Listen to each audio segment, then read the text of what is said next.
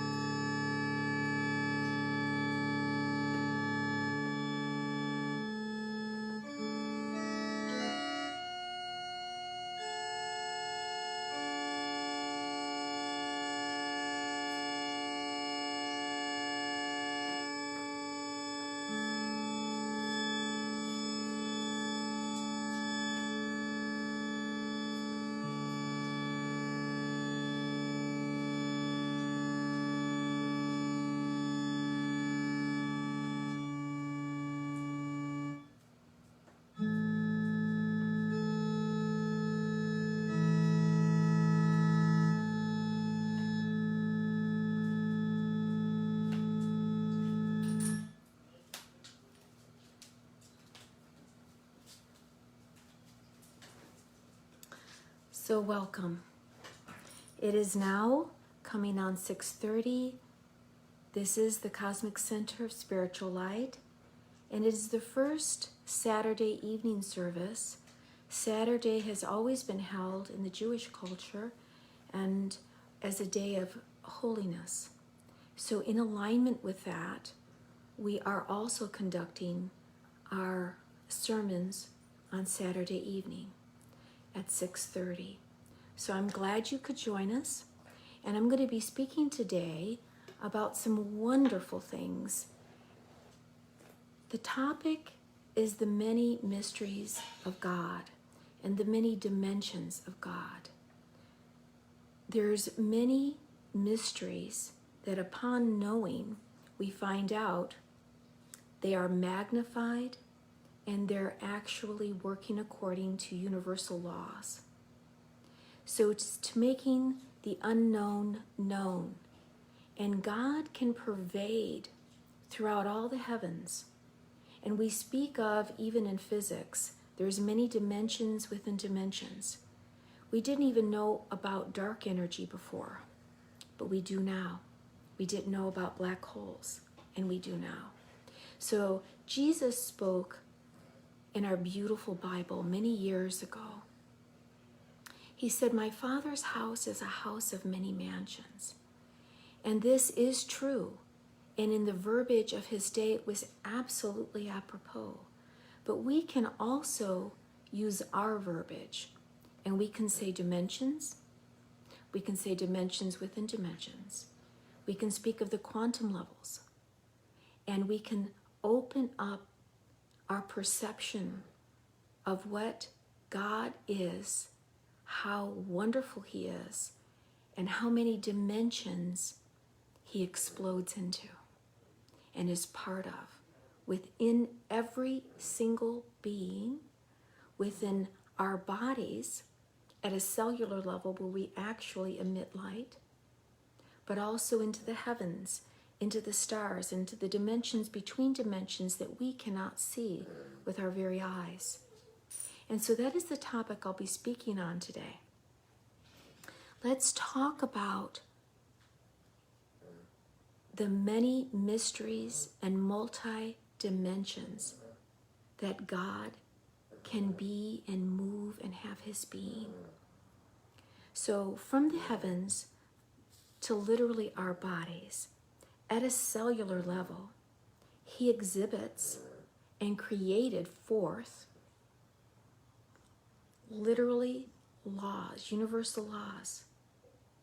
And that is what defines and creates matter and the heavens and in our own bodies. And we all are working along these beautiful laws. That's what's giving creation its physical look as well as consciousness. And remember, we are told that we are made in the image of God. That is consciousness, and that is our physical beings. And that is a beautiful thing to behold, because that is our divine birthright. In many cultures, it has been spoken of that. And it'll be a re-remembering to understand that we were divine, divinely held, divinely created. And his divine laws are incorporated within our very being. So we have universal ways, universal laws, universal codes that are embedded throughout all creation and within our very being, our physical being. So let's speak of one code today, and that's the Fibonacci sequence, which makes up the golden ratio. And it's also called the divine proportion. And even our bodies are made in this divine proportion, as well as trees, as well as the spirals. It's everywhere. And we're going to talk a little bit about that. So I want you to understand it's also an irrational number that keeps going on into infinity. Sort of just like God's many mansions or dimensions that go on for infinity. There is no end. So just as his consciousness permeates all, there is no end. That is eternity. we have that same kind of consciousness. And we are now discovering there's many dimensions, many more dimensions that we could see, that we can see with our physical eyes. So exactly what is this Fibonacci code? Where is it found? And what is it? So let's talk about that. And I really go down to the basics.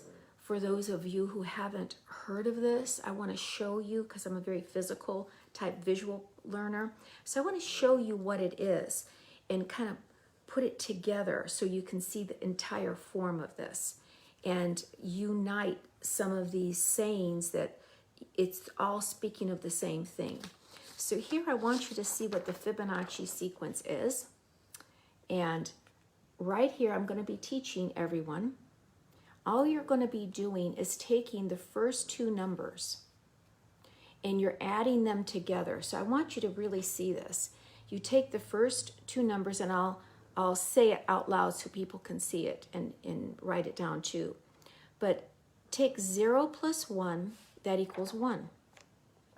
Now what you want to do is just take the next two numbers. Do you see this? 1 plus 1 then equals 2. So you're taking the two preceding numbers to get the third. So then the next number, you can start to see this. I'm hoping that this Facebook may not be able to see this, so I'll bring it up close here, and I'm going to speak it out loud so that all of you can see this and understand it. So what you're going to be doing is you're taking the two numbers. 0 plus 1 is 1. Then the next two numbers right here. 1 plus 1 is 2. Then 1 plus 2 equals 3. 2 plus 3 equals 5. 3 plus 5 equals 8. So what you're doing is you're grouping. It's like a little child's game. You're just playing with the different numbers and you're adding them together for the next number, and the next number. All of creation grows like this, like trees. You'll see it. It grows, and you'll see a spiral that it forms. And so I'm going to show you some examples of that. But I want you to see where it derives from. So all you're doing is taking the first two numbers and you're adding it. So you'll get the numbers down here that you'll see these numbers. 1, 2, 3, 5, 8, 13, 21, 34, 55, 84, 144, 233, 377, and it keeps going. As many numbers as you have, it just keeps growing in this beautiful spiral sequence. It is this irrational number, and an irrational number here keeps going. Now, that's the Fibonacci sequence. The golden ratio is derived from this sequence, and I wanted you to see what this was. All you're going to do now is you're going to take these last two numbers and divide them. And that's what I wanted people to understand, where they're getting this, and connect all three of them. So what you're going to do is you're going to divide the last two numbers of the sequence, 377, and you're going to divide that by right here, the number above it, 233. Guess what? It's 1.61. Now take the next number. 233 by 144 is 1.618. Keeps going. You do it sequentially.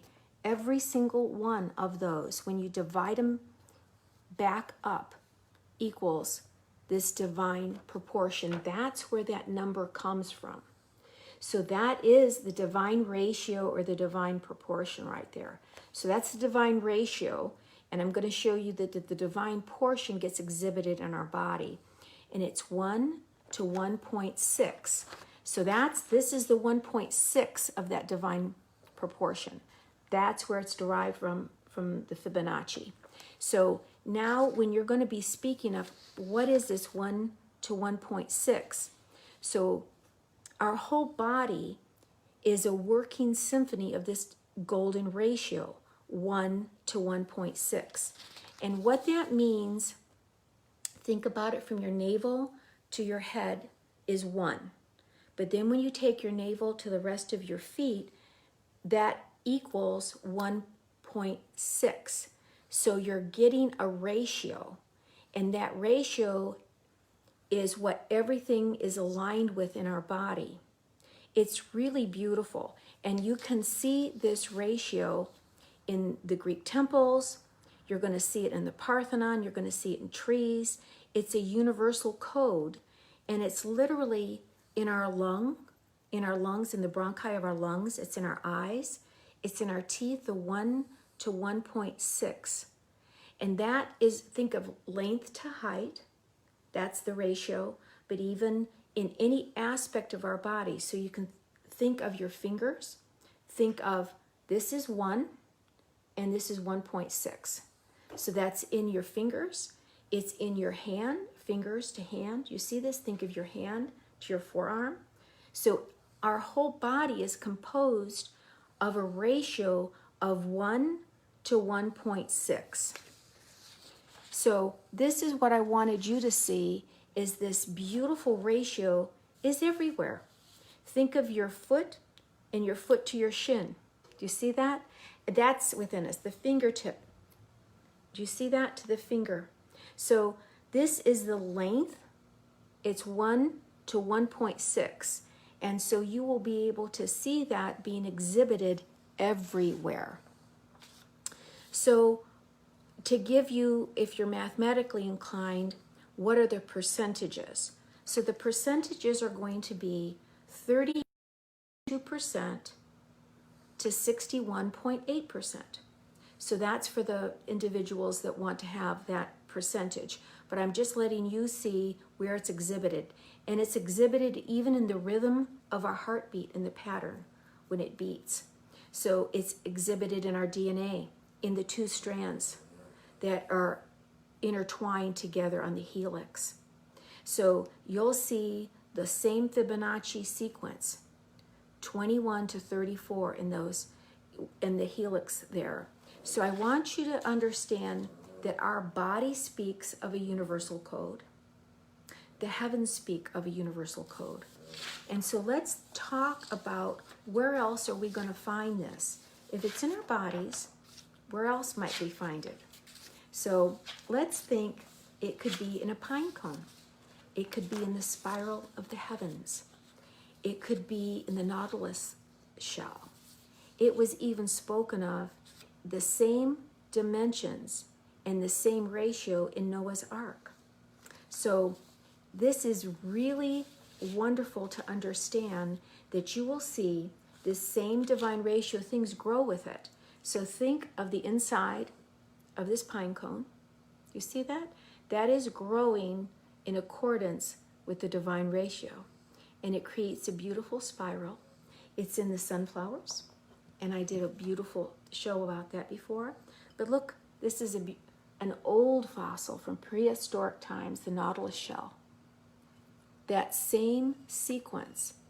Everything is growing. Not everything, but a lot of things are growing in nature according to this beautiful divine proportion.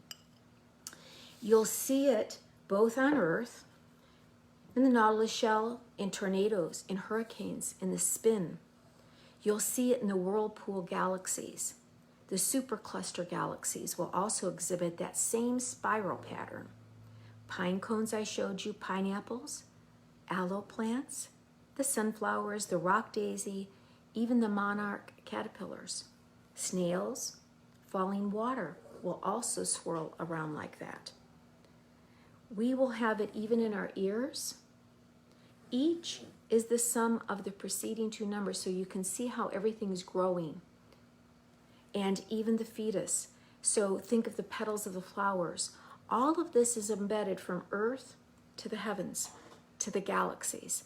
And I wanted to speak of that because we have many dimensions, and consciousness is interpenetrated with all of them. So when it says God is everywhere, God has exhibited his beautiful universal laws in everything. We are embedded with it, physically and then consciously. That divine consciousness to think, to perceive. And it goes throughout eternity, just as our soul is eternal. So we take our consciousness with it and can literally penetrate everything with energy and thought.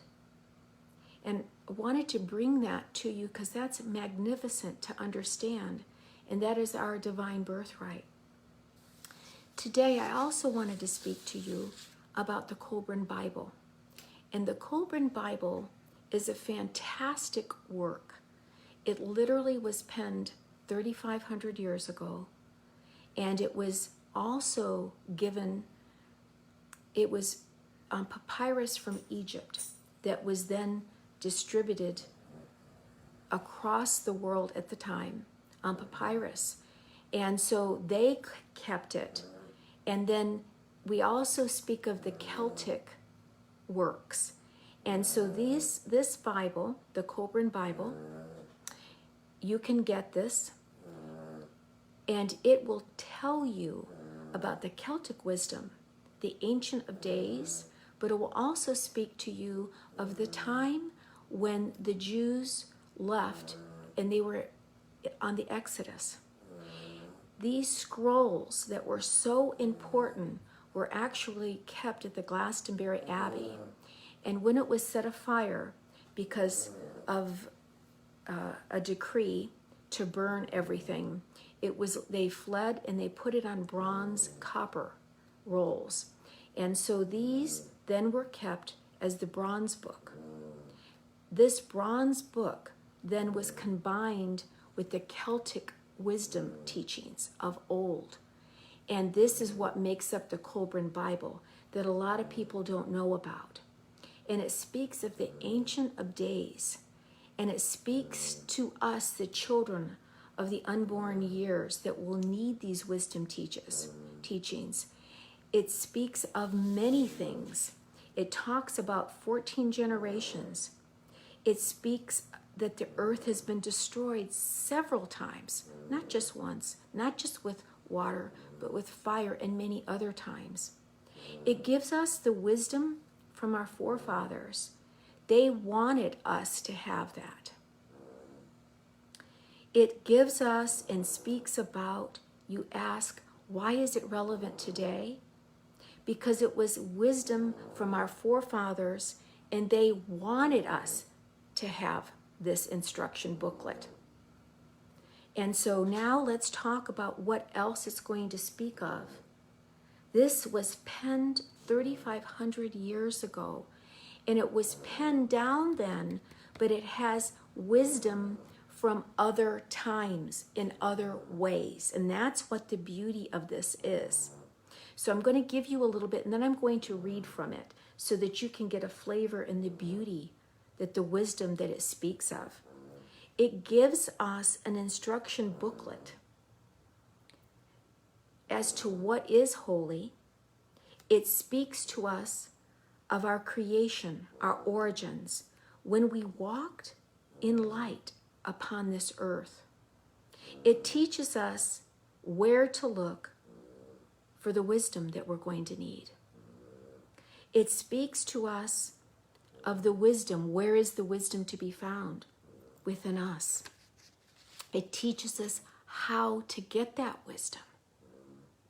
It speaks very interestingly of sky travelers, of the great frighteners, of twin sight, of the two regions, of a race that understood and could see all the regions, both the physical and the invisible ones. It encourages us to, in times of great distress. And I really have found great solace hearing those words penned by the ancient ones that were given to us during this time when we would need them. Our forefathers thought of us. We, the children of the unborn years, would have need of this instruction booklet. It speaks to us of the knowledge given to mankind from the twice born. Very interesting. Think of Hermes, thrice born. This is actually an instruction booklet given about the initiations in Egypt, why they were given, what happened, which temples they were in, and what they were doing so that you could accumulate this kind of knowledge. It speaks to us and gives us the goals of the mystery schools.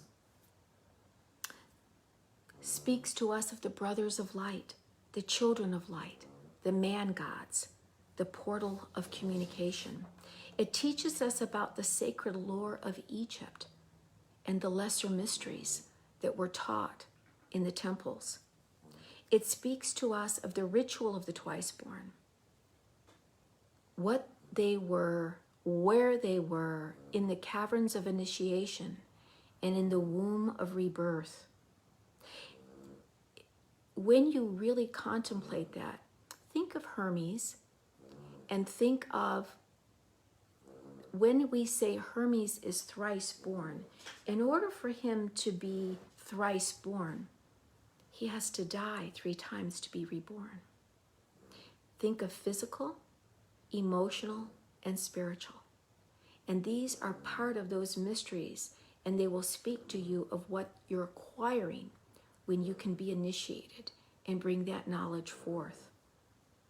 So it speaks to us of brothers who have traveled the road of good together in companionship and wish to give us this beautiful knowledge. They follow the great path of the true way, and they wanted it written down so that if we kept the power of the scribe, we would be able to know what that was. It speaks of old books from the old motherland, who was ruled by the Queen of Light. When lesser gods came to dwell among the mortals, and the instruction temples were set up. It speaks to us of the safeguarded wisdom, knowledge from beyond God's land. So this is a whole nother era that we're speaking about. 14 generations of mankind, and this is their secret book. It also speaks of, really interestingly, about the troubadours, speaking about a secret work that they had, and they were traveling with this secret book, giving knowledge to everywhere they went.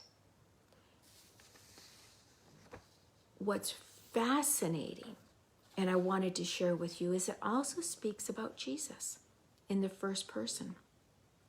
Never read before verses of him speaking and them talking about him. And I'm going to speak about that, and I'll literally read from the Coburn so that you can see these verses that are speaking of Jesus in the first person.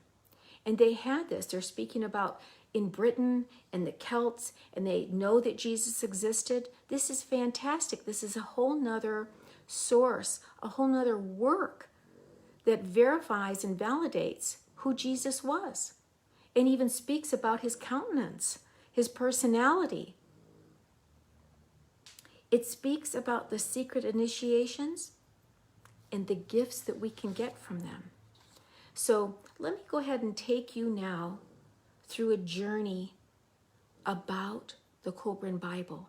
And remember, we were speaking about the many dimensions of God and how it exhibits everywhere. And we're just now uncovering and discovering all these wonderful dimensions. So let me go ahead and I'm going to kind of take you through this now that I've given you the template, and I will introduce you to the Coburn Bible. So let me go ahead and I'm going to get this here. And I'm going to refresh everyone in case they just came on. What is the Coburn Bible? I'm going to go ahead and reiterate that. A couple people I think just now came on. Also, I'd like to let you know at the end, to go to the Cosmic Center of Spiritual Light's website, and you'll be able to find this, hopefully recorded, and also you can go to their website if you'd like to make a donation. But let me go ahead and talk to you about, again, this Coburn Bible for those of you who maybe just have joined. The Coburn Bible dates back 3,600 years and offers unique and enlightened insights from the past to both challenge and affirm our present-day beliefs. So it reaffirms that Jesus existed and gives us even more insight into it.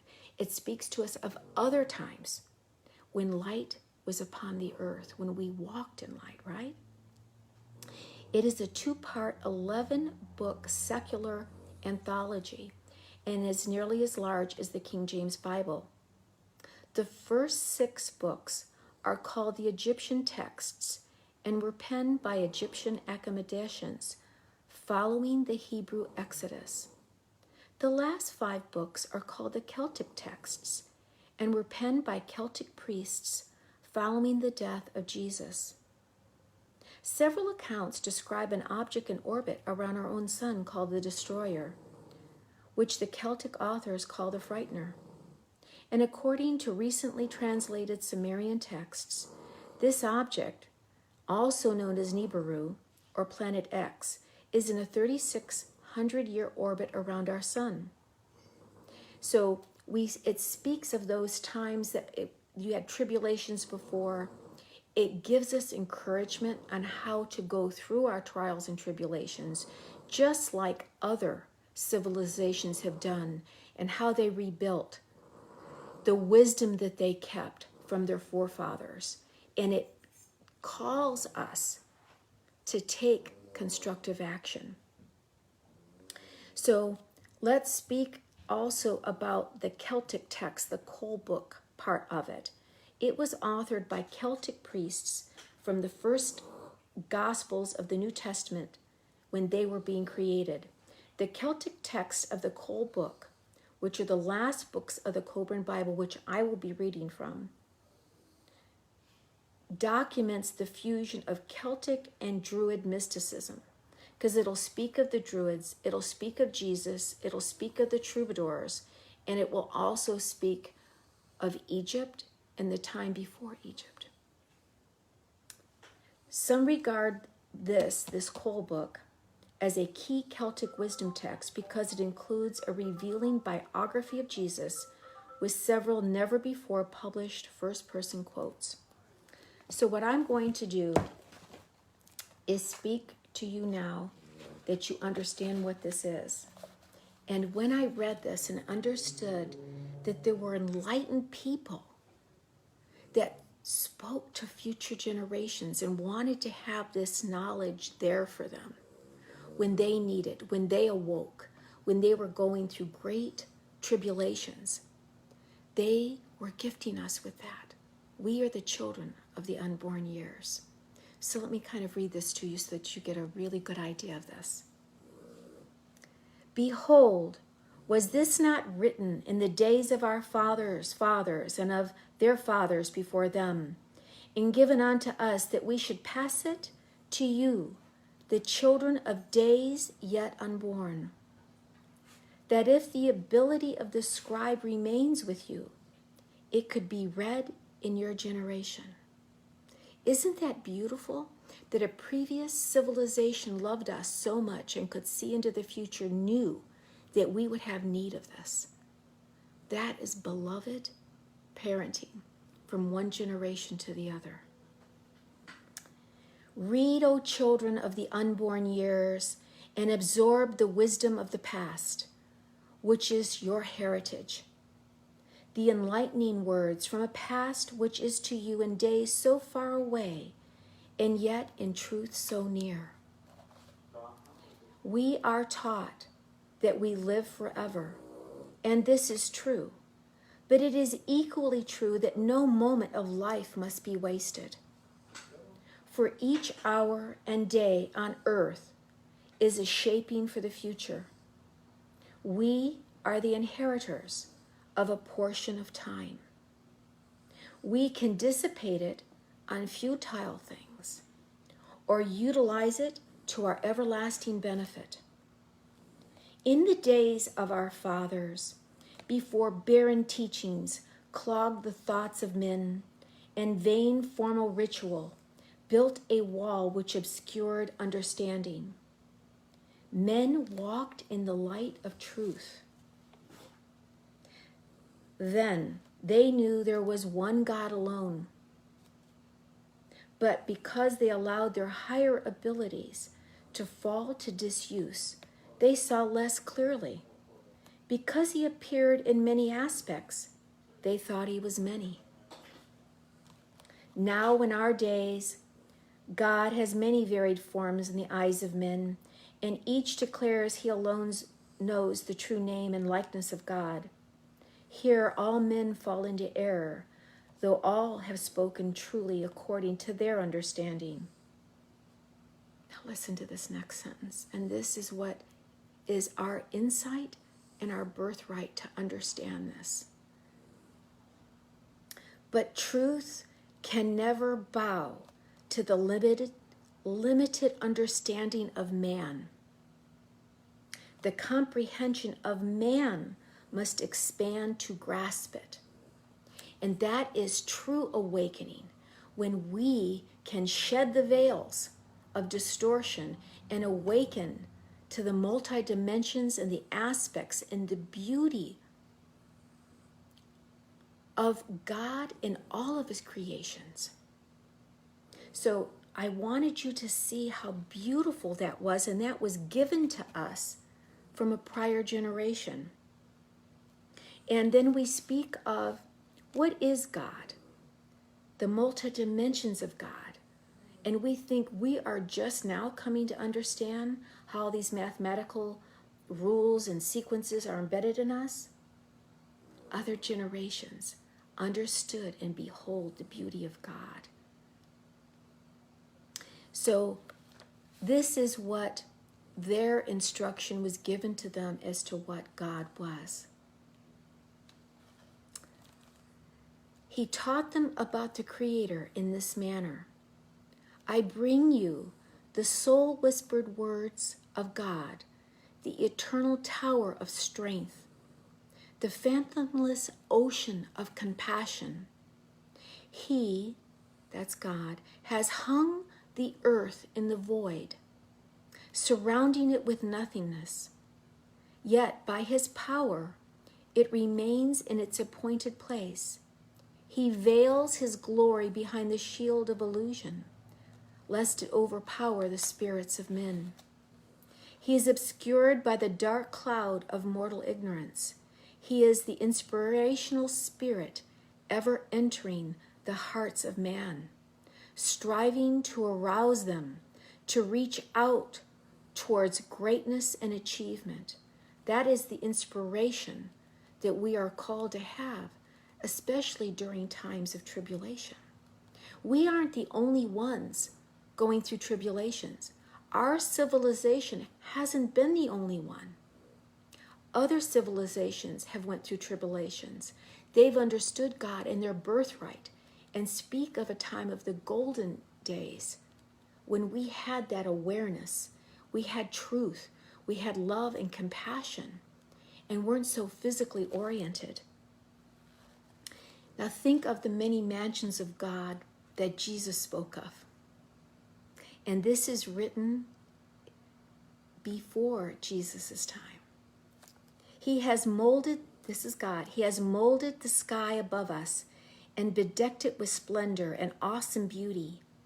He taught the stars their song of joy and the winds their wondrous music. All the widespread earth proclaims his creativity, while the high vaults reveal his skill and handiwork. His messages go out to men, not in the speech of men, but in wordless whispers to their heart. That's where we are called to find the inner whispering, the secret chambers of our heart that the Bible even speaks of. His finger prescribes a course for the fertilizing waters which nourish the desolate sands, making tender buds burst forth from the dead soil. The soft waters caress the ground, and pastures arise to become habitations of great flocks and herds. The rosebud unfolds its beauty to honor him, and the woodbine delights him with perfume delivered upon the wind. The cornfields bow in humility. Then the wheat stalks raise upwards in praise, The trees spread wide their worshiping branches, and the barley heads whisper together of his sun-given bounty. He is the fountainhead of all life, the overseer of the fertilizing waters, and the captain of the stars. We speak of an architect, and you talk about universal laws that create the melody of life, of earth and in the heavens. These other generations will speak in this beautiful poetic way about God. We aren't the only ones to just conceptualize him in this way. So here, I'm going to close with this and then give you another prayer. Men stand beneath the great dome of the night skies and are overawed by the work of their architect and by the bright mysteries displayed in such a pattern of beauty. They become dismayed at their own smallness, but are reassured by his words, which have come down to them from ancient times. And this is what the Coburn is about. From ancient times, the words that were gifted to other generations, that gave them sustenance, that gave them instructions on what they need to do. And so I want to speak to you when we ask to understand about life and earth and all the dimensions, even as science is trying to uncover the glories of the heavens. 3,600 years ago and longer before that era, because this book was based on older books, and I'll go into that in detail. Someone penned these words. And is this the questing, the awakening of life, to understand and know God in his fullness in all the many dimensions, to have the mysteries of God revealed to him? And that is what the lecture was about today. And someone, thousands of years ago, has asked for the same type of enlightenment, the omnipotence to understand, to know the glories and the mysteries. This is a beautiful prayer.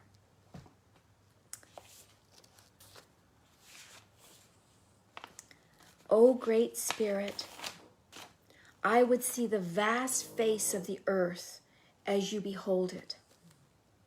I would know how the seed is quickened so that it grows into the plant, and how the fowl comes forth from the egg. What is added to the egg to give it the power to reproduce life?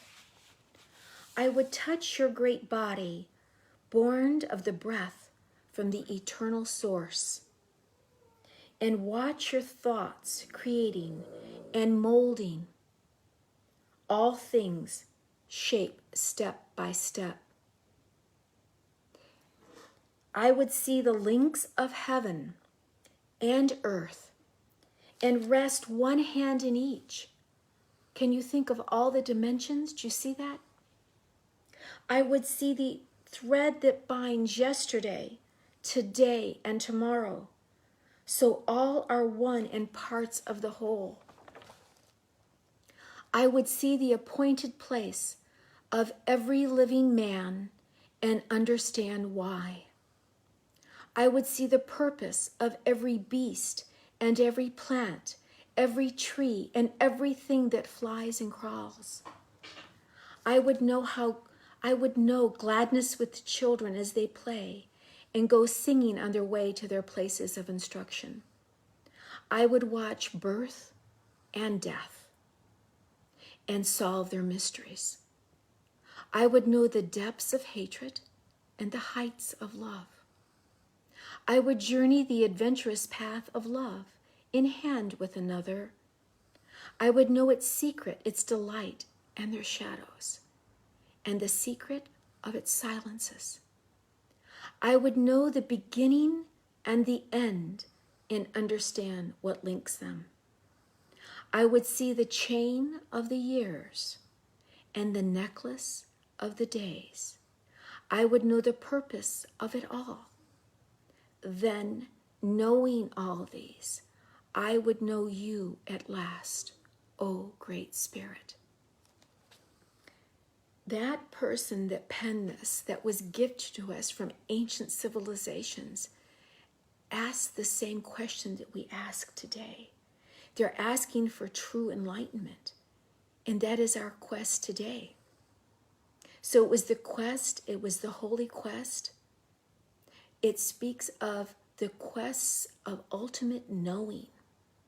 And this was a beautiful book that started to deliver to us some of the breadcrumbs that we were seeking as spiritual questers. So I wanted you to see that it will give you encouragement during times of great tribulations, and read to you one paragraph. Of course, many people are very troubled now, but we have to stand firm, and that's what it's telling you. And to not crumble, but stay the course. Listen to your inner guidance. So we'll give you a prayer, because it's going and saying to have all the truth revealed to you. And then it's saying, where do you find that fountain of truth? And it will be in the inner recesses of your heart, listening to the whispers from God. That was our divine instruction. So here I'm going to read this. You will absolutely love it. O God, hear my prayer, for I have gone into the great recess within me and await a response from out of the enveloping silence and tranquility, the restlessness and discontent of life. I have left at the portal. I have closed the door to the outer things of life. Give ear, O my soul, to the whispers from the silence. Close out the clamor of earth and hearken to the soft voice which echoes from the far reaches of eternity. Hear without ears the wordless voice of truth. Close the eyes of the flesh, that the greater eye may see in the inner darkness. Enter into the inner temple and await the revelation of heavenly secrets.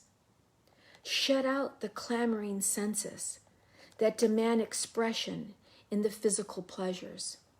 Then, when the outer doors are closed and all the inner doors are open, and that includes the pineal gland, the third eye, right?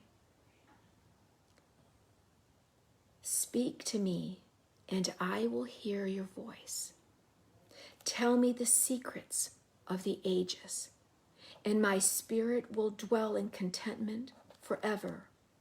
This alone I ask, and no more. It is sufficient for one lifetime. So during this time, it's even compelling you to go within, to shut the door to the outer physical, earthly clamor. Go within, get in touch, hear the whispers of God, and act accordingly with that authenticity. That will give you encouragement. That will infuse you. That will inspire you. Then you will acquire some of these virtues that you need to navigate the times in which we're in. This is one, during the times there has been wars, there has been tribulations before. And this was words of encouragement, saying, do not be afraid of the fight. You don't have to lay down, but you take up your sword of truth and you fight for truth. And this was just one passage that would show you, to give you inspiration, that was written again thousands of years ago. O God, who teaches us in so many strange ways in this great place of instruction called earth, who sets us tasks to an end which we cannot foresee, and who tests us to measure our abilities and to try our courage and fidelity. So all these trials that we go through personally in our life, and all the trials that our country and our world goes through, does it not test our fidelity and our courage and our strength? It is an instruction manual, isn't it? Earth here is a place of instruction, and that's what it's telling us. And to not be afraid. We will gather the knowledge that we need going through these trials of tribulation that we are enduring. Asks God this: instruct us so that we may better understand the bitter lessons which purge from our natures all which is unwholesome to the spirit. Strengthen us so that we may bear all things without complaint and conduct ourselves manfully under the strict discipline of this unique place of instruction. That's telling us to have courage. Open the eyes of understanding within us, that we may benefit by every experience and not waste time bewailing our lot. So what is it calling us to do? Have fortitude and strength to endure all these things and to find the benefits in it. And it will tell us that if and when the battle comes upon us and cowards flee before the strength of our adversary, when the valiant ones kiss the dust of the portals of glory, let our place be where the battle rages most fiercely and the blows fall the thickest. If we faint, may we still remain faithful. If we are exhausted, may we remain dauntless. If our hour come and we fall before the onslaught, may it be with weapons in hand and face to the foe. And think of that if our foe is COVID. We can fight this. Not be afraid, to have courage. If our hour comes and we fall before the onslaught, may it be with weapons in hand and face to the foe. We fight the fight where the victor can be the vanquished and the vanquished the victor. For here, the fight is the end and not the victory. He who serves the end well justly claims the fruits of victory. And this is really important. We cannot ask to win, but we can ask to be made strong. If we struggle for strength, we cannot ask to remain unhurt, but we do ask for courage. We cannot ask to be supported in weakness, but we can ask for fortitude to endure. We stand firm-footed, grim-faced to the foe. The ranks of the wicked encompass us all about, but we will surge forward with closed ranks, carrying all before us until we come to rest in the presence of victory. Can you feel the words of encouragement? Their foes were different foes in another time, but they fought them head on. They weren't afraid. And our foes now, may it be COVID-19 and many other things that we will endure in this lifetime, in our children's lifetime. But this beautiful book gives us times and help and prayers of encouragement to keep us going and to see the truth. So I wanted to speak to you just a little bit about the initiations, because it'll speak of the various initiations in the pyramids. And it's very interesting because it'll tell you what they were doing and what they were having to go through, and they will call them the Brotherhood. And they were organized for the quest for truth. And so this is beautiful acknowledgement that the pyramids and the temples were used for initiation purposes for the secret lore that was given to those.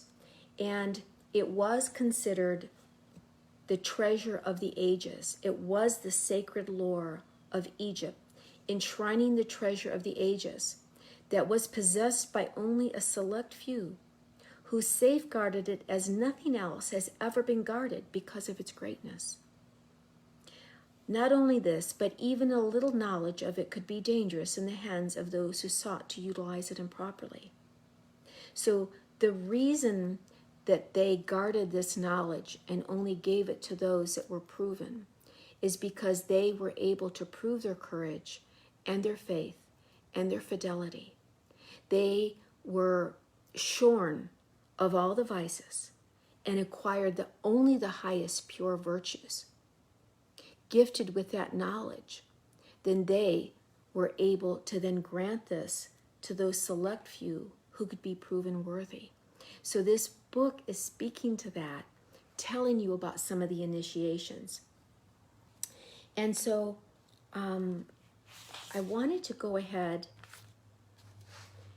because it also speaks about this mysterious, the borders, the twin sight, that those who have gone through the initiations and went to the other side and back and had the strength and the endurance to do that, it'll teach you how they did it and why. And it was so that you could navigate the heavens at will. The spirit of the twice born, meaning he went through two different initiations, do you see, can be liberated at will. And so that's what the initiations were about. And once this mysterious border, that's the visible and the invisible, that these select initiates were able to navigate, once this mysterious border has been crossed, it remains open ever after and can be recrossed at will. You are told of these things because your brother knows that the age of the twice born draws to its close. Because of those who have devoted their lives to the discovery of truth, there is progress in the sphere of the Spirit. Nothing has been lost. Nothing has been in vain. The great gates are still closed, but they will no longer be bolted. Now they will open at a knock. The road is better marked and the way more clearly indicated. They who lit the path have departed from earth. But their service has not ended. They serve still in another place. And while life on earth moves forward, life in the sphere of the Spirit does not stand still, telling us that those who went before us are there for help. They paved the way. They created these portals of initiation for us to navigate, learn, and to become enlightened and hold the light. And what was interesting is they speak of a time, and I was absolutely amazed, but they speak of a time when the holy ones were able with their purity to literally light up a darkened room. And there was a great big battle between kings, and they actually held a contest. And those of the ones that had fallen into just the physical understanding of God said that they housed all this intellectual understanding and that they were better. And the ways of the holy ones here said, no, this is the way of path and truth, and it's pure. And so they had a contest, and they put both parties in the temples, and only the ones that housed this holiness, literally in the dark, the high holy priests were able to literally light the inside of the temple up with their light of their bodies and consciousness. And the other ones had to admit defeat. So they were instructed on how to do these things. And so anything of that kind of caliber is something worthy of us studying. So this again is the visible and the invisible. And then I'm going to go into Jesus, some of the chapters in the first person about Jesus that the Coburn Bible speaks of. This again is instructed and speaks of a God and the visible and the invisible worlds that we now understand. So even if you think of Copernicus and Kepler, they could only see with their eyes, right? The five senses. The Ancient of Days knew that there was heavens within heavens, the visible and the invisible worlds. And they'll tell you that they had men who spoke of writings and numbers and taught humanity many things. So they cured the ills of men. They taught mathematics. They taught of metal. So these ancient holy people would go into these areas and instruct humanity of those eras in all these wonderful things. And they taught that light is life. They taught the words of God, which spoke to men and hid from them, which stood in the place of truth for those with understanding, which spoke to the priests, the scribes, and the peoples differently according to their enlightenment. And what that means is that even as Jesus said, you cannot throw your wisdom, the pearls before the swine. You have to speak according to the individual and what they can understand. And that's what that's speaking of. And these individuals who held this holy work and understanding taught that beyond the visible is the invisible. Beyond the small, the smaller. Think of that at a cellular level, back down into the nanoparticles. And beyond the great, the greater. Think of the galaxies, the super galaxies, the clusters. Do you see that? They're speaking of this. They know of this already. And all things are linked together in one. They taught the song of the stars, which now no man knows, and the words of the waters, which are lost. They taught men to grow corn and to spin and to make bricks and to fashion stone after a cunning manner. So they taught men the rituals of the seashells and the reading of their mysteries and the manner of their speech. They taught men the nature and knowledge of God, but in the years left to him could not bring them to understanding. So there was a fall, and they knew that many people would lose this ancient knowledge, and that's why they penned it, so that we could uncover it in a time where we would have that awakening and understanding to truly understand what they were teaching us. So now what I want to do, I just wanted to give you where we know that the Coburn Bible itself is 3,600 years old. But it came from earlier works. And here it even lists it here in the Book of Manuscripts on page 266. And it's coming back. It says, I rekindled the flame. So you're speaking of the initiates who are breathing the life and the breath and the fire into mankind. But it says, I brought to safety the 4 great books, of which one is the book of the master words, and one the book of the master's deeds, one the book of the master's ways, and one the book of awakening to life in the dawnlight.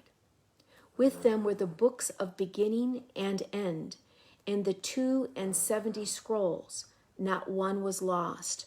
So even though we lost some of these ancient teachings in the fire at the Glastonbury Abbey, I wanted you to see what the Coburn Bible, it was the teaching, yes, 3,600 years ago when it was written, but it's based on these older texts that it will speak to you about.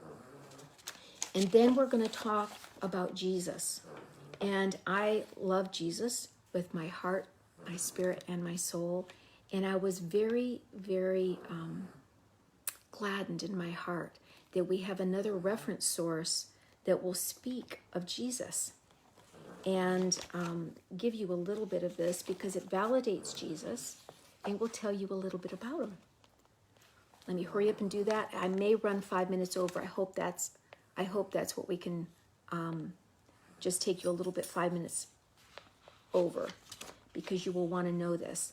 So it'll speak to you because it speaks of, and it has the books and it talks about Britain, And here, Jesus 2, chapter 3, Jesus was the son of Miriam, called Mary by Joseph. His brothers were Jacob, Joseph, Simon, and James. He was born in Bethlehem. In the days of his youth, the land rang with the exploits of Judas, the Galilean, who preached that there was no ruler but God. He was called the teacher of righteousness in his day. So it literally will begin telling you about Jesus. And I loved this. This is who Jesus was, and then I'm going to give you a verse of what he said.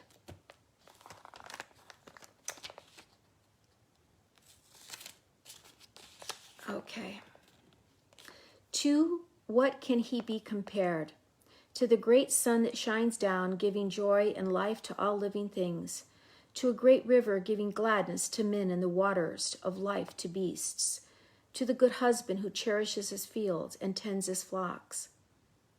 Who cherishes his fields and tends his flocks. To the men of the forest who care for the trees and thankfully gather the fruits thereof. So, this is what Jesus is talking about God. And I'm going to, hang on. This is one of Jesus' verses, but I wanted to give you, they were describing him. Here it is. I'm going to describe Jesus first. That was what Jesus was saying God was. They're describing Jesus was one in whom all virtues came to fruition. His gentleness drew to him all his neighbors.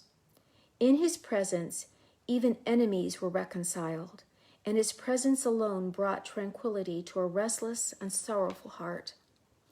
In the street, even the little children followed him just to touch his hand. His reaction to injustice and insult was a sorrowful compassion. He neither sought to acquire anything beyond his immediate needs, nor treasured what he had.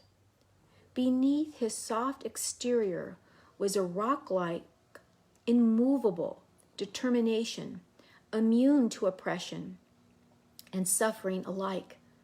Despite his gentleness, he could act decisively and swiftly, and when he had cause to strike in the name of justice and right, he never avoided the issue.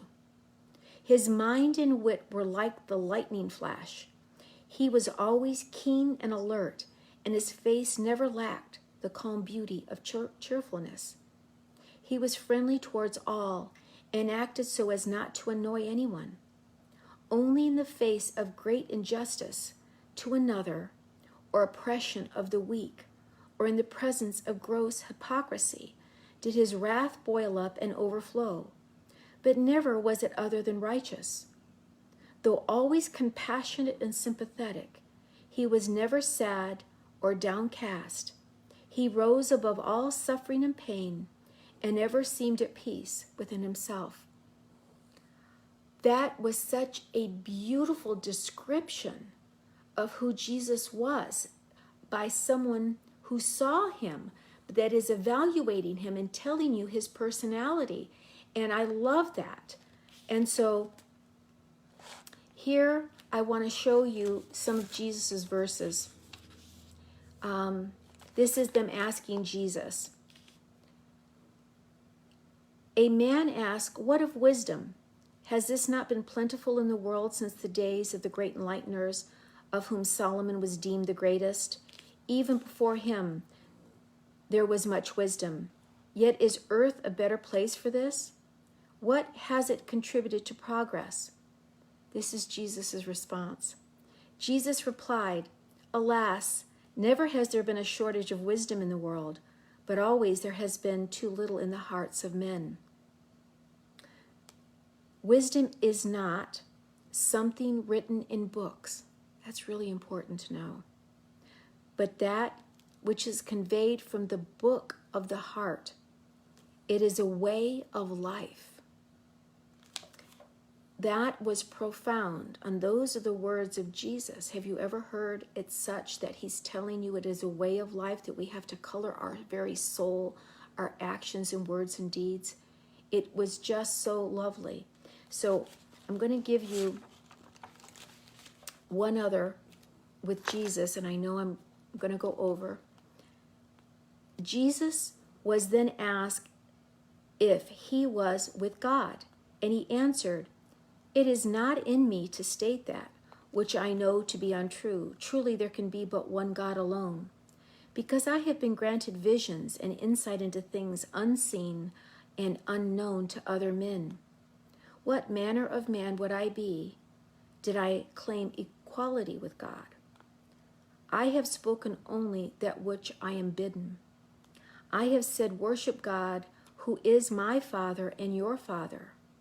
Does this then raise me above other men? I have proclaimed all men my brothers. And if I have said, I am even as God, then truly I have raised them up also. Yet they cannot see, or is it that they fear the burden of their own Godhead?" Right there, Jesus is speaking to us of our divine birthright, and that we can connect and find that birthright and be given the ages of the wisdom of the enlightened ones, and seek it not just from an intellectual view, but from within our hearts. The melody has to ring within our spirits, actions, words, and deeds, to color us in all ways. And so Jesus is telling you, we are gifted with that divine inheritance, that birthright. So the quest for knowledge is to always be sought. It was sought in ages of old. And we have some instruction that was left to us, and prayers of encouragement, and some of the instructions as to what was being done in those initiations. So I hope that you enjoyed today. I will play just a few moments, the Lambdoma, if it's up and running. And I would like, if you have, it's an energetic exchange, if you would like to go to the Cosmic Center of Spiritual Light, and make a gift donation. It is through you that they're able to carry their message forth, and they appreciate anything that you can do. And I truly hope that I have brought a little bit of a awakening or awakening to you from the words of the Coburn Bible. This is what the book looks like, you can see, and that you will go throughout life looking at the divine proportion. You are part of the divine, and awaken that beautiful birthright within you. So I'll now close and sign off, and I will try to play a little bit of the 432 hertz, and you guys can just close out.